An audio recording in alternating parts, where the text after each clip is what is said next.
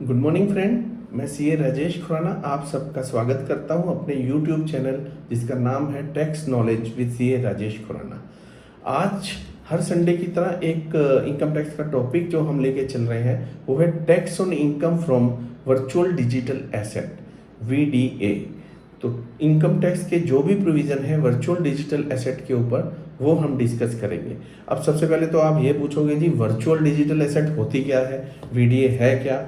तो वीडीए की डेफिनेशन जो इनकम टैक्स में दी गई है कि एनी कोड नंबर और token which is generated through cryptographics, यानी कि इसमें जो है इंडियन करेंसी या फॉरेन करेंसी शामिल नहीं है। इसमें जो है डिजिटल जो है क्रिप्टो करेंसी का जिक्र किया गया है। दूसरा है non fungible token NFT. Non fungible token का एग्जांपल हम ये लेके चलेंगे कि आप लोगों ने अगर कोई मान लीजिए आपने कोई डिजिटल पेंटिंग बनाई है तो उस पेंटिंग को आप बेच देते हो तो वो वीडीए की डेफिनेशन के अंदर आ जाती है। या फिर तीसरी जो गवर्नमेंट सेंट्रल गवर्नमेंट कोई अदर एसेट है उसको वीडीए की डेफिनेशन के अंदर कल को लेके आ जाती है तो वो वर्चुअल डिजिटल एसेट मानी जाएगी। अब देखा हमने कि वर्चुअल डिजिटल एसेट को लाने की जरूरत क्यों पड़ी।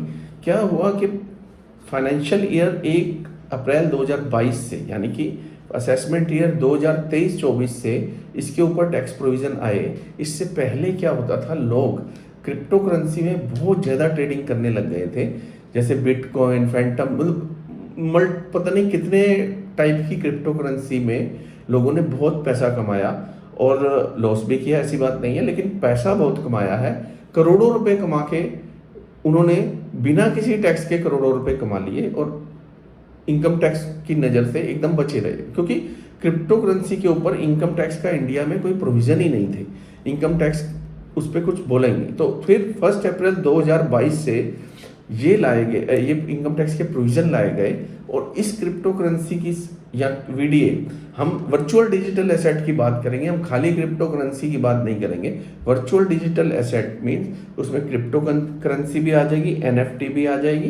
तो इसको सेल करने से इसके ऊपर जो टैक्स आता है, जो प्रॉफिट आता है, उस प्रॉफिट के ऊपर जो इनकम टैक्स का रेट है वो 30% टैक्स आपको देना पड़ेगा।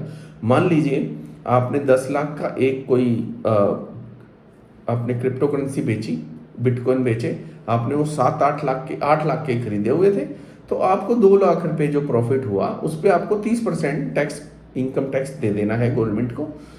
तो 30% टैक्स रेट है। दूसरा, अगर इस पे सेट ऑफ के प्रोविजन कोई एप्लीकेबल नहीं है कि अगर इसमें मान लो आपका 2 लाख प्रॉफिट आया, इसी एग्जांपल को लेकर चलते हैं, तो 2 लाख का प्रॉफिट अगर आपके पास आया और 2 लाख के ऊपर अगर आपका किसी बिजनेस, किसी और हेड में, इनकम के हेड में लॉस आ रहा है तो वो लॉस इस प्रॉफिट के अगेंस्ट सेट ऑफ नहीं होगा। और सेकंड, सिमिलरली आपका अगर वीडीए में, हम वीडीए यूज करेंगे वर्चुअल डिजिटल एसेट को अपनी वीडियो में, तो वीडीए में अगर आपको कोई लॉस हो जाता है, मान लीजिए आपने 10 लाख के खरीदे और आपने 6 लाख के बेच दिए, आपको 4 लाख का लॉस है, तो ये लॉस किसी अदर इनकम के अगेंस्ट एडजस्ट भी नहीं होगा। तो मतलब इसका प्रॉफिट और लॉस सिवाय इसके और कहीं एडजस्ट नहीं होगा। तो इसके प्रॉफिट पे तो आपको टैक्स देना पड़ेगा 30% और लॉस पे आपका कोई यूज नहीं है, लॉस हो गया तो हो गया। तो एक तो ये हो गया सेट ऑफ के प्रोविजन। दूसरा, इसके अगेंस्ट आपने अगर कोई एक्सपेंस किए, मान लीजिए ब्रोकरेज दी या कोई अदर एक्सपेंस किए इस प्रॉफिट को अर्न करने में, तो वो एक्सपेंस या कोई अलाउंस है तो वो आपको उसका बेनिफिट नहीं मिलेगा, उसमें से लेस नहीं होंगे। आपको फ्लैट रेट पे 30% जो प्रॉफिट आया है उस पर 30% टैक्स, इनकम टैक्स देना पड़ जाएगा। जो टोटल प्रॉफिट पे उस पर कोई खर्चा नहीं मिलेगा, कोई अलाउंस नहीं मिलेगा, कोई सेट ऑफ नहीं मिलेगा। ये एक इसका जो है ड्रॉबैक, नहीं तो खैर इनकम टैक्स ने प्रोविजन बनाए हुए हैं, इसमें मतलब कुछ हम कह नहीं सकते। अच्छा, इसमें टीडीएस के प्रोविजन भी इनकम टैक्स में लाए गए हैं कि अगर आप एक बायर हैं तो बायर की लाइबिलिटी बनेगी कि वो अगर कोई परचेज करता है क्रिप्टो करेंसी किसी सेलर से, तो उसे उस पर उसकी वैल्यू अगर 10,000 रुपये से ऊपर होती है कंसिडरेशन, तो उसको 1% टीडीएस उस पर काटना पड़ेगा। अब 1% टीडीएस जो है वो 10,000 के ऊपर, मान लीजिए आपने 1 लाख की खरीदी क्रिप्टो करेंसी या वीडीए, हम वीडीए करेंगे क्योंकि क्रिप्टो करेंसी एंड एनएफटी दोनों लेके चलेंगे।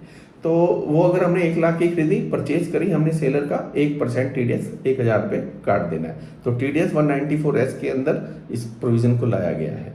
अच्छा, इसमें एक और बात बताता हूँ कि अगर आपकी कोई इंडिविजुअल है या HUF है जिसकी बिजनेस प्रोफेशन के अंडर कोई इनकम नहीं है, या उसकी सेल जो है बिजनेस प्रोफेशन के अंडर लास्ट ईयर की बिजनेस में 1 करोड़ से नीचे है, प्रोफेशन में 50 लाख से नीचे है, तो उसको ये 10,000 की जो लिमिट मैंने बताई TDS काटने वाली, उसके लिए लिमिट 50,000 रुपये हो जाएगी, 50,000 रुपीज़, क्योंकि वो उसका ऑडिट नहीं होता, वो छोटे वो उसके लिए 50 है। मान लीजिए 40,000 रुपये के वो खरीदता है तो उसे TDS काटने की जरूरत नहीं है।